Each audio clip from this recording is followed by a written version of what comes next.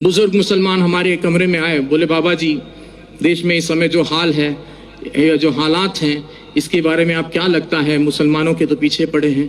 तो मैंने उनसे कहा कि मुसलमान होना अपने आप में गर्व की बात है, मुसलमान होना एक फख्र की बात है, बशर्ते कि वो मुसलमान हो।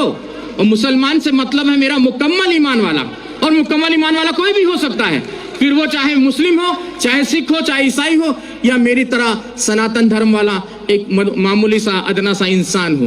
तो मुकम्मल ईमान आना जरूरी है, और जब मुकम्मल ईमान आ जाएगा तो मुसलमानों का कोई क्या बाल वाका कर सकता है। कहते हैं कि नूरे हक शमे इलाही को बुझा सकता है कौन, जिसका हामी हो खुदा उसको मिटा सकता है कौन। न तलवार की धार से, न गोलियों की बौछार से, रब का बंदा डरता है तो सिर्फ परवरदिगार से, और आपको किसी से डरने की कोई जरूरत नहीं है। एक छोटा सा किस्सा और आपको सुना दूं, कश्मीर की यह सत्य घटना है, हमें हमारे गुरुजी ने सुनाई थी। कहते एक मुसलमान जो सवेरे की नमाज होती है, फजर की शायद मेरे ख्याल से वही होती है, तो वो नमाज के वक्त वो जो है अपने घर से खोमचा बोलते हैं, छोटा सा ऐसा ठेला होता है जिसमें वो छोले और आलू उबाल कर घर से वो ले जाकर बेचते थे। तो बड़े ही अल्लाह के बंदे थे, बहुत ही ईश्वर की इबादत करने वाले बंदे थे। तो वो खोमचा बेचते थे और अल्लाह अल्लाह करते रहते थे। जो आता था उनको जो भी पैसा देता था वो उस पैसे को लेकर वो वहां खत्म कर देते थे मामला। तो वो खोमचा चला लेते थे और दे देते थे किसी को, और कोई भी उनको, अब ऐसे भी लोग थे उस भीड़ में जो उनको खोटा सिक्का देकर चले जाते थे, और वो अल्लाह अल्लाह करने वाले व्यक्ति, उनका ध्यान सिक्के पर ना होकर अपने अल्लाह पर रहता था। ऐसे काफी दिन गुजर गए।